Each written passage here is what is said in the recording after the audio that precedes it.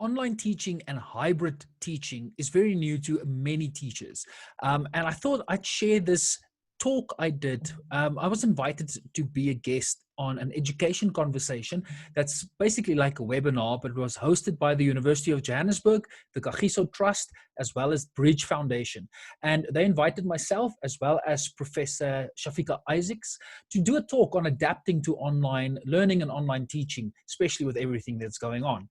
So what I thought is I'm going to share with you my talk and then the responses to the questions from the audience in today's episode. And I just wanted to maybe throw in there that for those of you listening to this on the podcast, the initial part, I did a little thinking activity called I See, I Think, I Wonder, which is a great activation activity if you ever want your kids to start dealing with a new concept. But I used that technique during our talk, but then just thought that for the podcast, what I'll do, I'll just inform you that the first image, because you kind of need to see it, but for the rest of the presentation, you'd be able to listen. But the first image that I shared with the audience is literally just two buildings that were on fire. You'll very quickly grasp what that was all about. So I thought, let me share with you my thoughts on adapting to online learning. So I hope you enjoy that. This episode is brought to you by Millionaire at 22. We all wish that we were taught very relevant money skills when we were at school. The younger you are and the quicker you learn financial independence, the better. Millionaire 22 has developed an online program where children can participate and learn the necessary financial skills that's going to have them prosper in life. Albert van Wyk and his team at Millionaire at 22 are also offering an amazing opportunity for schools to raise some funds and make money out of their product. If you'd like to know more, if you'd like to raise some funds for your school, as well as assist kids in learning financial independence, be sure to email Albert at millionaireat22.com. Being a teacher is tough, especially now. That's why we need to motivate, inspire, and support each other. I'd like to invite you to subscribe to the Super Teachers Unite show and learn from the expert guests we have every week. I am really privileged to introduce a colleague, a friend, a fellow sojourner in the space of technology and education, and in so many other ways in which teaching and learning needs to be adapted and move forward. It was Alvin Fu who brought to our attention that it's not just about learning, but it's also about relearning and unlearning. And so Dr. Francois Nordia and I, come together in the same space on many occasions. He's an award-winning teacher, teacher educator, teacher coach, and entrepreneur.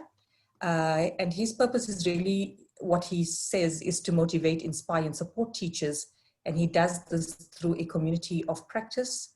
And in this, he is passionate by coming up with a particular organization called Super Teachers, in which he has created this community of practice. Francois, I want to hand over to you so that you can begin with your conversation, and then we will open up for a Q&A. But people, if you have a burning question, please do post it onto our various platforms, and we have a team of moderators collating. So over to you, Francois, to continue with adapting to online teaching and learning. Thank you very much, Professor. Thank you very much to the Kagiso Trust, as well as Bridge and the University of Johannesburg Faculty of Education. It is indeed a privilege to chat to my colleagues today. It's really a lot of fun. For those of you that don't know me, my name is Francois Nordia, and I have to do this. And I'm a super teacher. And I do get and I understand how arrogant that sounds, and I get it a lot. But I mean, if we don't call ourselves super teachers, who is going to do that on our behalf? So I am very privileged to be with you today. I'm going to share my screen. I've got a little presentation that I'm going to run whilst I just do my address. And I'm going to try and keep it as interactive and engaging as possible. Let me quickly just open the chat so I can at least see that. I would like to engage with the audience as much as I possibly can. And I see from the people that are here in our attendees, we've got many, many teachers that are ready to rock and roll. So I want to start us off with a little thinking exercise. And I want you to have a look at this picture. And you might ask yourself, why would I even start off a presentation with this? Now, let us do a little what is called a thinking exercise. And I'd like everybody in the chat to answer the following, or participate in the following thinking or thinking activation. So what I want you to do is in chat, mention what you see. We're going to start with, you see a picture in front of you, and I want you to complete that sentence. I see, and complete the sentence. Let's get some engagement from the audience. Let's see what people say. Yeah, and as the chat comes in, I'm going to just repeat what some of the people say. I see Lauren says, I see 9/11. Angelique says there's a disaster happening. Let's see. Oh, that's cool. I'm seeing great comments coming through. That's awesome. Nikki says Twin Towers burning. I'm seeing Linda is saying devastation, smoke. Duduzile, I see Twin Towers burning. Excellent. I'm glad to see all of this engagement in chat. Please do. I would like you to include as much or be as part of this conversation, because this is what it is. I don't want to be chatting to you the whole time. I'd much rather engage with the audience. I see an explosion. Kuketso says the beginning of the second Iraq war. Raish says buildings on fire. Now that's interesting. What I want us to do, let's go on to a second step here. And I want you to complete the following sentence. Now that you've seen this image, I want you to complete the sentence and say, I think.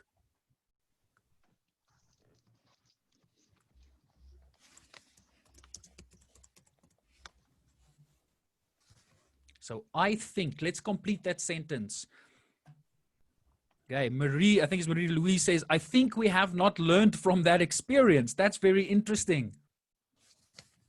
Zahira says, I think things will be different. I think a lot of people died after this, Molifi. Yeah, we've got a link. Gopotso says, I think COVID-19 has ignited a fire. Interesting. Sarai says, there is a crisis. And Jean says, I think this changed the world in many ways and not always good. Right. What is amazing from this, and the teachers that are currently part of the conversation, you can use this activity whenever you do many of your lessons, because it's like attention focusing. But what it definitely does is you don't get the same answer. People are answering from their specific context, which is quite interesting. Teboga says, I see disaster, and I think it's an opportunity to rebuild. That's a very optimistic view. I like that. And then the third part of this exercise that I'd like you to do, complete this sentence. I wonder.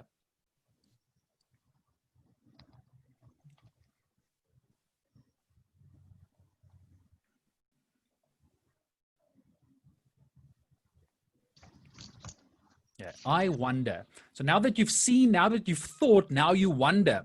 Let's see what the audience wonders. I wonder how we could have avoided this. Thapelo said that. Soraya, how many people survived and how many died? So I'm wondering, you're basically starting to formulate some questions for yourself. And that's always interesting. I wonder whether Trump has learned anything at all. How are we bringing the politics into this? This is very, very interesting. I wonder if lessons were learned. I wonder if people learned any lessons. That's an interesting theme that's coming from what the audience is saying. So thank you for this. Now, you might ask yourself, why would somebody start a presentation about adapting to online learning with a photograph of 9/11? And the Twin Towers, that of course was part of that attack. Why would somebody start their presentation like this? And I think what I want to achieve here is draw some analogies. In 2001, I think for the majority of us that lived during that time, you know exactly where you were when you heard the news for the first time that America was under attack. That day was vivid in your mind. You can really pinpoint where you were when you first heard the news.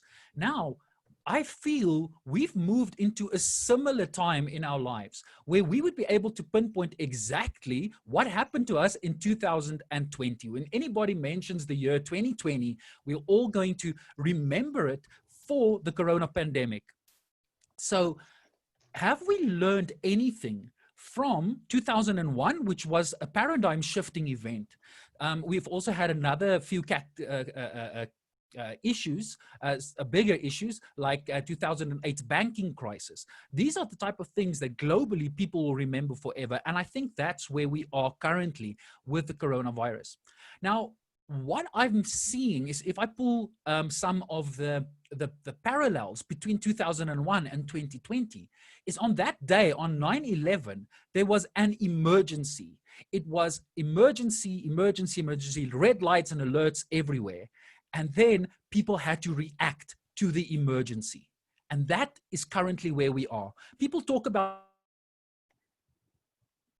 online teaching, what's currently happening, as if that is the gold standard of what online teaching is. And actually, we're not busy with online teaching. We are busy with emergency teaching.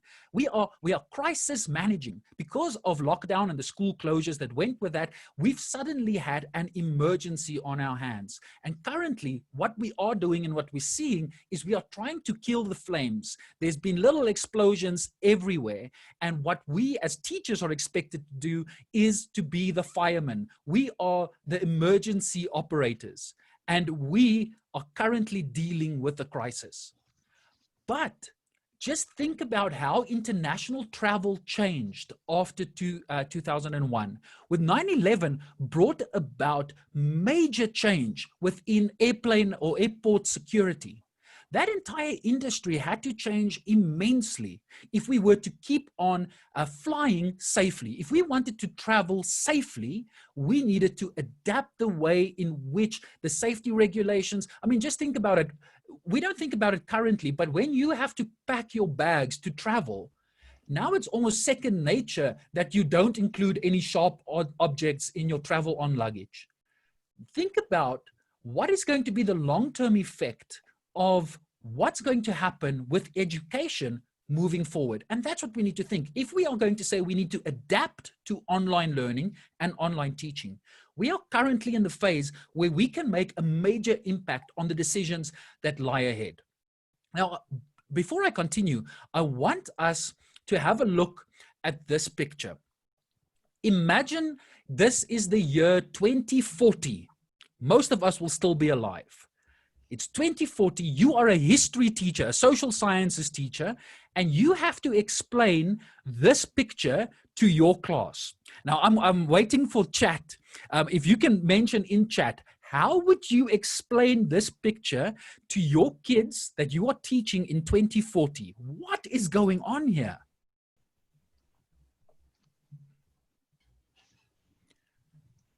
I'm also keeping one eye on Twitter to see if something comes through there. I'm also keeping one eye on Facebook, but also the chat here on Zoom. So let's see. Angelique van Rensburg mentioned if she has to explain this, this is the new normal. And that word has been thrown around extreme. We are not even close to any new normal. We are still in the crisis. We are still in the midst of the emergency. Nobody in 9/11, whilst the building was building, was just standing there like, yeah, you know what? This is the new normal. We are not even close to the new normal. We are still fighting the fire. So what do we say? Our education system was never normal. It has always been operating in crisis mode. COVID-19 has assisted the system to acknowledge and do something about the crisis. Thanks for that, Sizakele. Okay, Maria, colleague, it's good seeing you as well. Don't know how I would eat my ice cream with a mask on, but just think about what this image is representing. Why is this lady wearing a mask? That's already a question that the kids may ask. What is that thing in her hand? That's maybe a question that the kids may ask in 2040, the way in which technology is rapidly changing. And then why, if she's taking a picture, why would you necessarily take a picture of your ice cream? I think it's going to be interesting. How are we going to explain what's currently happening in the future? And that's something we have to afford ourselves, is this license to reshape the future, that when we think about the past, when we think about 2020, what is the story that we are going to tell to the next generation? Because that is something that I think currently few people are thinking of. Are we reshaping? Are we thinking about what education will look like moving forward? And my colleague today, Prof. Isaac, she's going to have a discussion about the inequalities that we're seeing with online teaching. So I'm not going to delve into that. But what we are seeing is this digital gap, which is a major, major problem, because some people in this country have got excellent access to the internet and they could have continued with their learning. On the other hand, we've got children that haven't received any education or any learning for the last 3 months, which is a major challenge. But that's not the scope of my talk. What I'd like us to move into is how can teachers adapt to the changing world, but how do we adapt specifically to online teaching and online learning? And I want to preface this, that remember, there's a major difference between teaching and learning. We often put those two terms together, which is a problem. Teaching is something we have got control over. Learning, we've got zero control over. Learning is an intrinsic process. It's a personal process. But teaching, we've got control over that. What are we currently seeing in education? Now, if you feel like you resonate with this picture that I'm showing you, maybe just leave a smiley or a thumbs up, or just say, yes, I feel the same in the chat, because I think many teachers are currently feeling like they are drowning. And where's the support going to come from? Because suddenly, during this crisis, the firemen and firewomen, which are our teachers, had to suddenly learn skills that we never knew before. Or there was emphasis on online teaching and learning about online learning, but very few of us really embraced it. Teaching in general was very traditional and still face-to-face. Now suddenly we are thrown in the deep end and many of us are struggling to survive. And I have many teachers who I work with, whom I coach, that mention exactly this, like we're feeling like we are drowning. And here's the few things that I'm seeing is going to happen in the future. The first thing I want to talk about is cascading. We're seeing this cascading effect from our private schools into our public schools. Because remember what's going to happen. Lockdown is going to cause financial strain, and we've seen the economic fallout already. So what's happening, if you have a child in a high fee paying private school, what is currently happening is those parents are under pressure and they're most likely going to send their kids to a lower fee paying private school. What's happening in the lower fee private schools is that those parents can't afford the fees and they're moving those kids back into the public system. And what happens in those cases is that the public system gets overcrowded, as if we can afford having more overcrowded classrooms. Social distancing is already creating a major challenge for us on how can we cope with all of these learners. The second problem is if all of these learners have been taken out of the private school system, what's going to happen with those teachers? And that leads us to the following point. We are seeing some major challenges when it comes to unemployment. Our teachers are being retrenched, especially in the private school system, and our government body teachers are being retrenched. What is going to happen with those teachers? And then the last thing I need to talk about quickly is homeschooling. Even before COVID-19, we've seen an increase between 10 and 20% of parents rather opting to take their kids to a homeschooling system. And we are predicting with what's happening with COVID-19, many parents are considering taking their children out of schools and enrolling into homeschooling. Basically, what I'm saying is that our teachers and the education system won't be able to continue effectively if we don't have equal access to the internet. Those who can afford access to the internet or have access to the internet are going to continue with their education uninterrupted, whilst those who do not have access will, if schools have to close down to be disinfected, they will most likely not continue with their education. And from a social justice perspective, is that really fair? So I thought, let's delve into the past and look at 2001, look into the future of 2040 and what stories are we going to tell, and then currently what is happening. But if we have to talk about adapting to online teaching, I'd much rather want to hear your stories. The time to adapt. Now, I can't for one moment talk for or on behalf of all other teachers. I've seen what some of the teachers that I work with, how they have adapted. But if you can, in the chat, please mention how you have currently adapted to the last 3 months. What are the things that you did to adapt your teaching or maybe your lifestyle to survive, if I can, to maybe survive the emergency? How have you adapted? Let's see what people say in chat. Okay, Patrick says WhatsApp groups tutoring. Now, what I'm going to do after this section is I am going to mention the few aspects that the teachers that I work with, how they have adapted, and this is definitely one of them. Working from home, Maria, definitely. This is something that we haven't been doing, especially in education, because we were so bound to actually going to the school or going onto campus, where now we are at home. So that your work-life balance, how have you adapted to that? When you're at home, your boundaries maybe shift, because when you're at school or at campus, you will do your work. But when you get home, it's home time. Now we don't have those boundaries anymore, and boundaries gets blurred. I know of colleagues who are working way past normal office hours, if there ever were such a thing for a teacher. Lynn says, my school is a collaboration school. This partners has assisted us with strategies to teach on WhatsApp using voice notes, compressed videos, and pictures. Yes, WhatsApp has almost become a learner management system overnight, where it went from a social media type of platform for communication. We've, in the emergency, started using WhatsApp as a means to transfer or at least communicate what should be learned. So WhatsApp is definitely something. Wolf says, just before lockdown, our school collated subject booklets. These went home with the kids, and along with WhatsApp groups, we guide learners. Seeing WhatsApp coming up, it's very, very interesting. And that's definitely one of the things that happened, is that WhatsApp has become a lot more prominent. And the reason for this is because it's a native app that people are already using. And for teachers, this is something you have to keep on reminding yourself. You have to go where the people are. I'm seeing so many learner management systems coming up overnight. I'm seeing so many tutoring platforms on the internet suddenly coming up. One thing that we are not focusing on is we need to go where the people are. It's difficult to pull people into where you are, but it's much easier for you to move where your learners already are. And WhatsApp has been so native within our population. Basically, everybody who's got a smartphone in South Africa has got WhatsApp. And that's at least one of the ways in which we could continue. Last one, Zandile says, I had to work on my psychological makeup. I like that. Mental health.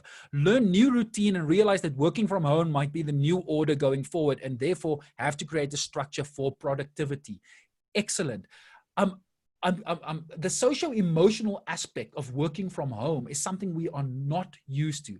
Teachers want to be in the classroom. We want to see the learners' faces, not just half of their face. We want to see their faces and interact with them.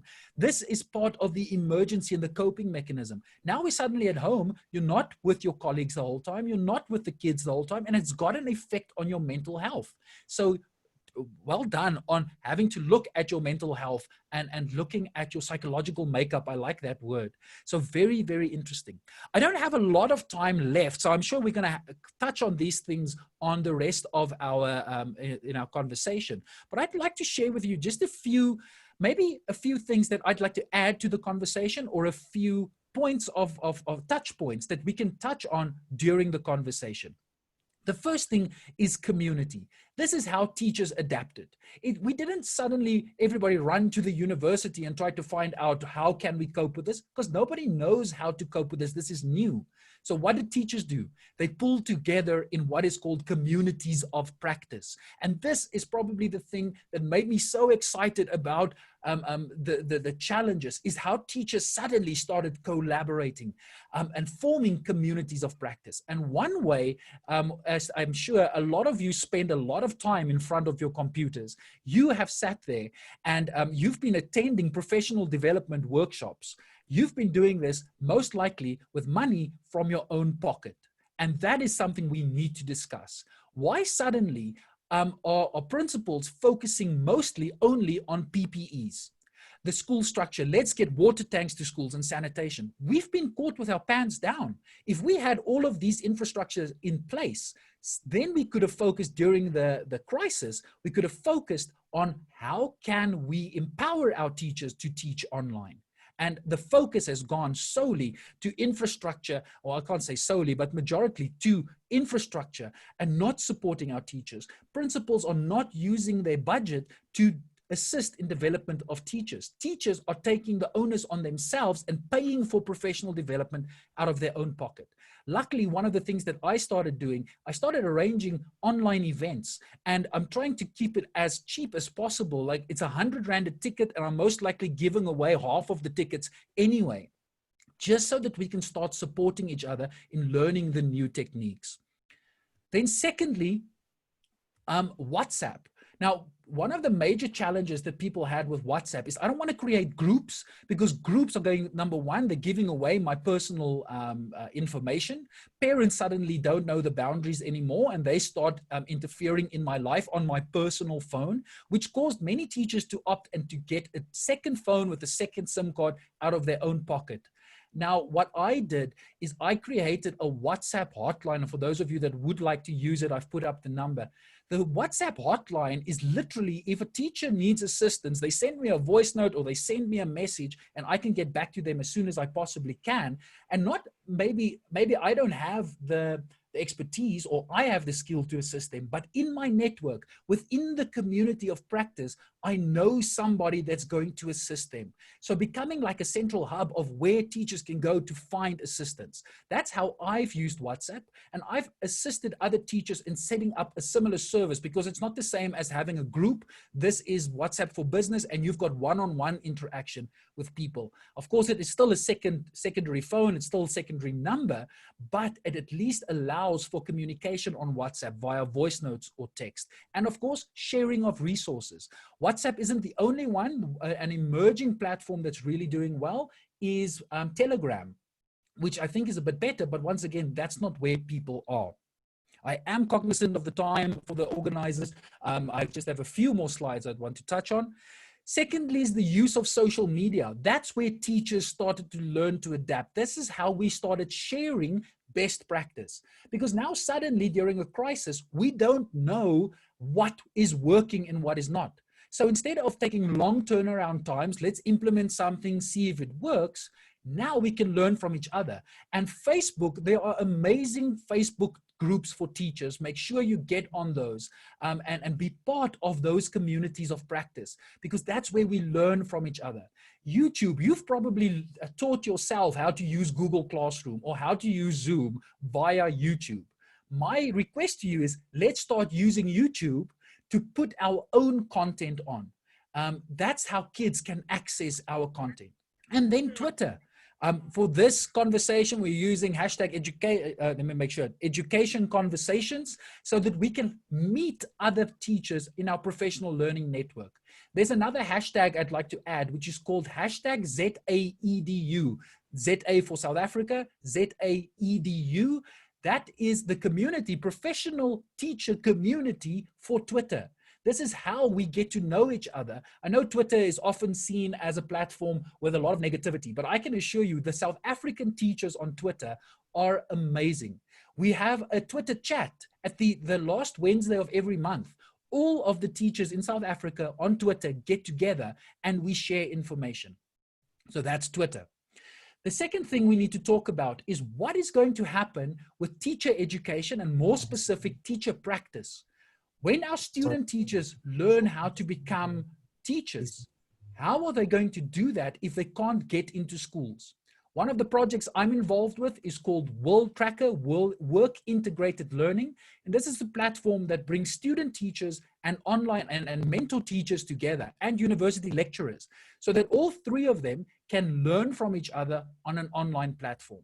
So what are we doing for our student teachers who want to become teachers but can't learn in schools because of the coronavirus? So I just thought of sharing that platform with you. It's of course absolutely free to teachers and student teachers. So go and have a look at that. Okay, that is what I wanted to leave us with. What is it that we can have conversations about? But I thank the organizing committee for allowing me the time to maybe just set the scene for adapting to online teaching.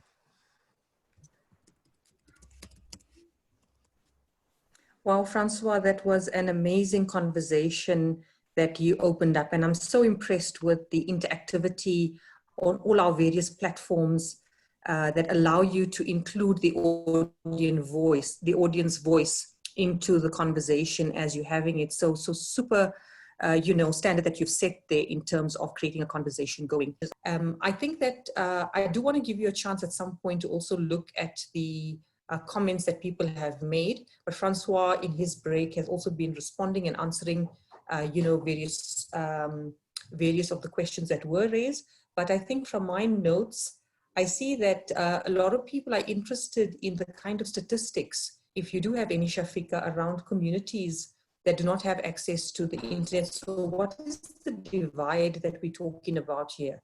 Is it a 50-50 divide? Is it a skewed divide where only a very small privileged group have access? Is there some kind of statistics that you would know of that you could maybe share, even ballpark? And then for those people who have access, and I think Shireen was quite active on this part, where she was speaking of children who do have access, but that when engaging with technology, there are points and moments where it becomes overwhelming, where it becomes just too much of having to sit in front of a computer or a TV screen and then losing out on the kind of childhood. A lot of people are feeling that despite all the measures put into place, children are still falling behind. And then, of course, the community as a circle and where networking and other things can happen around the vulnerable home spaces. And so the idea of wordless books as being a mechanism of conversation on how to assist parents and their children to enhance the teaching and learning environment. And then there was a lot of conversation about radio as a mechanism that may not be fully utilized. So those were some of the additional points that I picked up from the conversations happening online in terms of where people are at. But I do want to give Francois, first off, a chance to maybe just talk through some of the things that he's learned online. And then Shafika, if you want to just go through some of the conversations beyond what I've mentioned, and then we'll give you an opportunity to also respond to some of that. So Francois, over to you. Thank you very much, Prof. So when it comes to some of the lessons that's been learned, if I can address maybe one of the questions that you've mentioned, is this access to the internet. And I mean, I've seen the comments as well. That remains by far the major challenge that we need to bridge. If people don't have access to the internet, then there's no way that we are going to, even if you have the best teacher with the best pedagogies and the best intentions on an online platform, if people do not have access to the internet, there is absolutely no way that we can reach them on those platforms. So the conversation around using television, using radio, that's been mentioned, and there are definite projects and programs in place that's going to start soon, or that has already been started, especially in your local radio stations. They have already been implementing this. The bigger question is, do our learners have got access to the devices? And that's something we need to ask. And when I speak about devices, I don't just mean smartphones or tablets or laptops. I mean, do our kids have access to radios? Do they have access to televisions? You would hope so, but then even if there is a device in the house, who is the gatekeeper of the device? Because there's so much competition for content.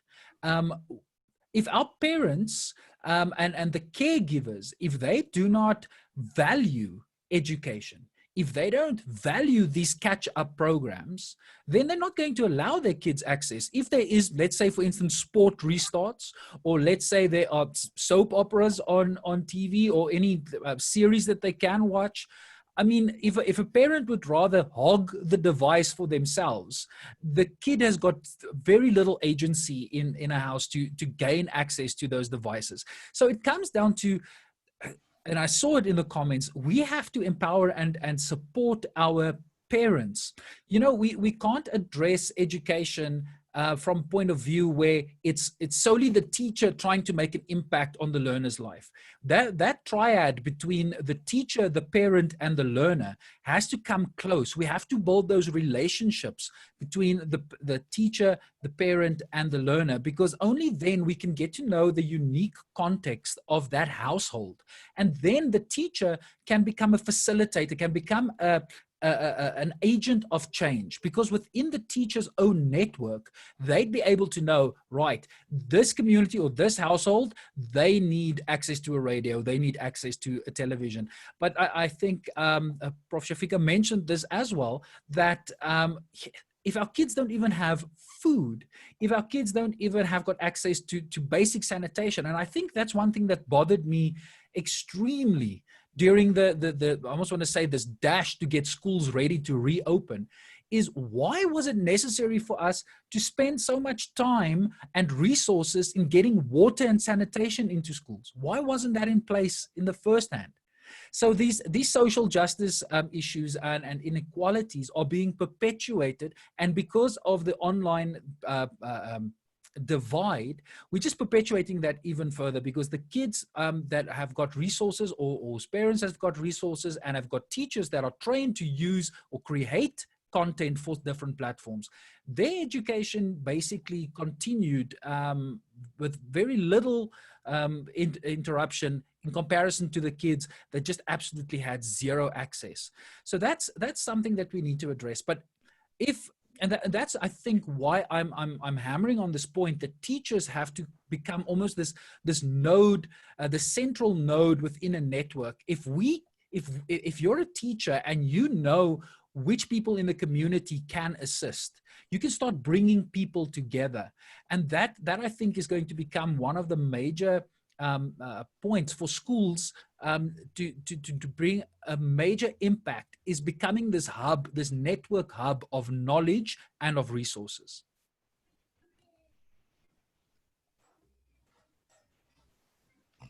Thank you so much, Francois, for answering some of those really important questions. I think that as a community, I think we do want an inclusion of all our learners, not just the ones that have access. And I think I agree with you that there's also an onus on how we facilitate our home environment, so that children are also given an opportunity to be able to learn while being at home. Shafika, I don't know if you want to come in at this point just to have that conversation around some of the questions and some of the comments that were made online.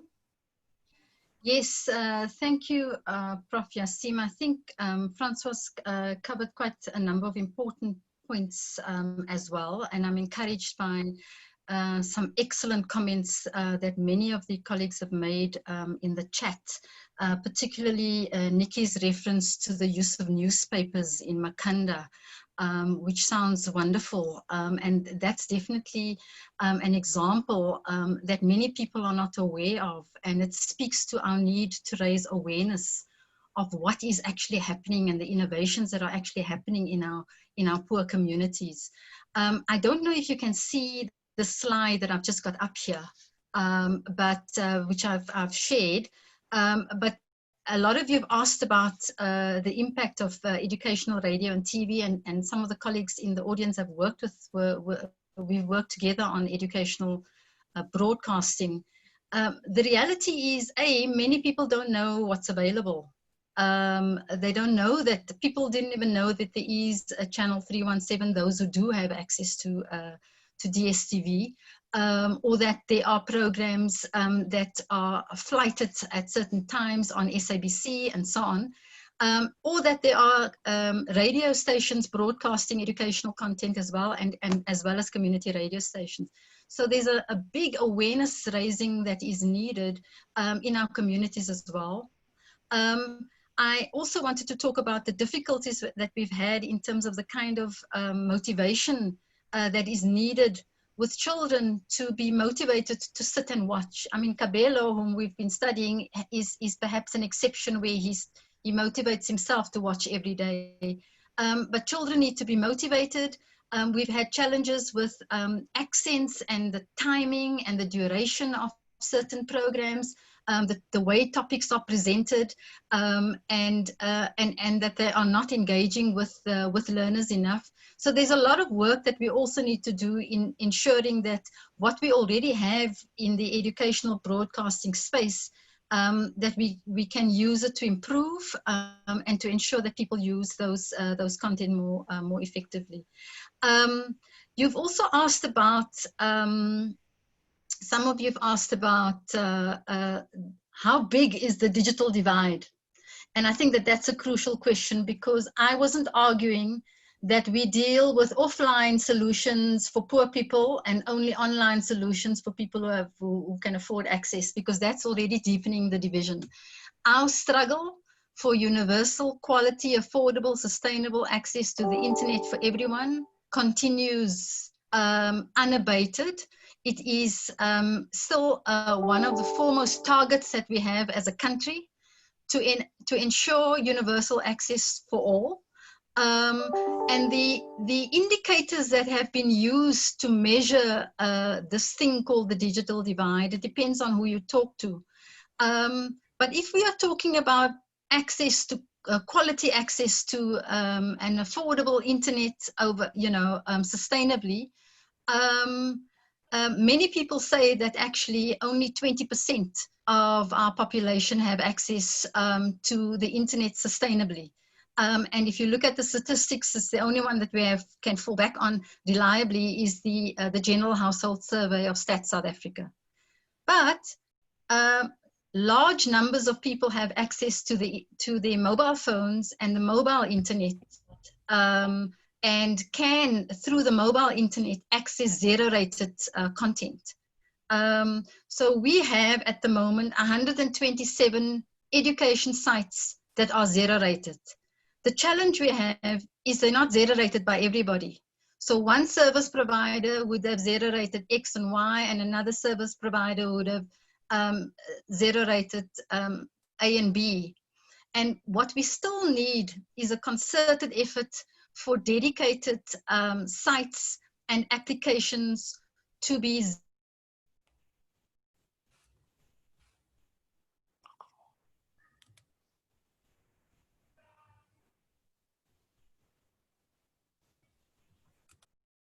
It looks like we've lost Shafika somewhere. And while she gets back up and about, I think that her conversation around zero-rated is really an important one. And the appeal would also be to service providers out there to also help lend a helping hand in terms of access, where a lot of information can be zero-rated.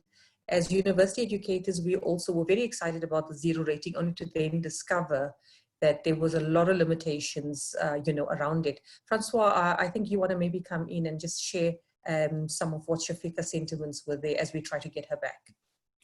Yeah, I thought that we just mentioned this. I don't have the accurate statistics available with me. I'll have to go and look for it. But if we can just talk in general about the digital divide, when we talk about access to the internet, and I'm glad Prof. Shafika mentioned this, it's about sustainable access to the internet. So it's people who've got access to the internet and can on a regular basis use that.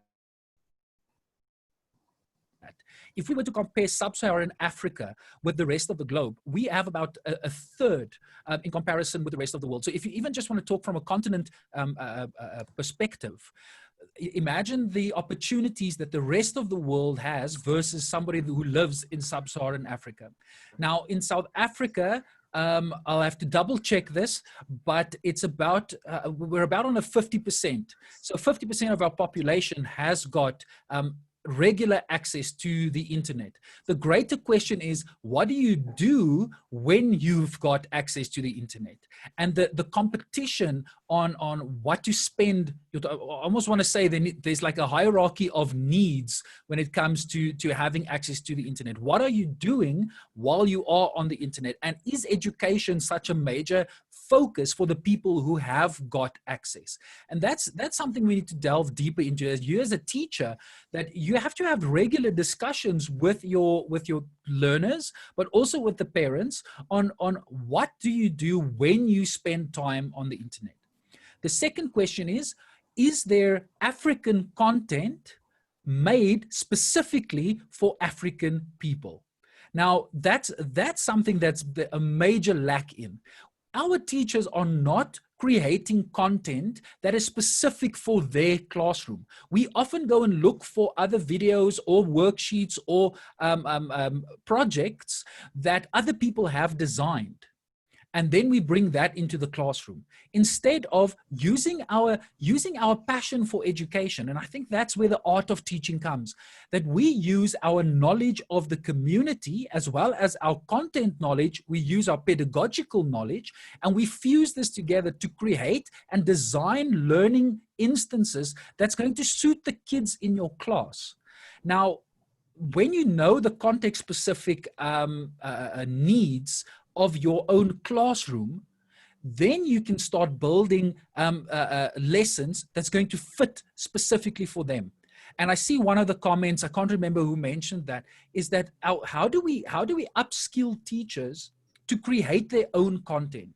Because we've got challenges in just the administration around teaching in South Africa, the amount of paperwork and assessment, paper-based assessment that teachers need to do, and the compliance to curriculum makes it extremely difficult for a teacher to have agency. It makes it very difficult for teachers to have extra time. Just let's forget about the money that's needed to upskill yourself. Just getting the time that you need to do professional development, to learn the basics of how to do a screencast, for instance, how to create a video, or just recording a live session. Those little things, you need time in order to learn that. And then, of course, if you want to fast track that, you need money in order to do that.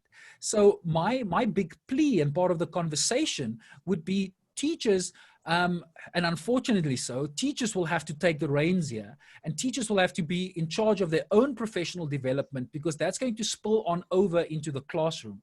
So coming back to this digital divide, yes, we've got a disadvantage as sub-Saharan African people. Okay, we've got a problem in comparison, but are we going to sit around and cry about it? Or are we going to make a change? Are we going to take the agency? Are we going to take it upon ourselves to upskill ourselves and make that absolute difference, that positive difference in the classroom where you are in? And when every individual teacher starts taking on that mindset, I believe there's going to be major improvement to education in this country going forward. Being a teacher is tough, especially now. That's why we need to motivate, inspire, and support each other. I'd like to invite you to subscribe to the Super Teachers Unite show and learn from the expert guests we have every week.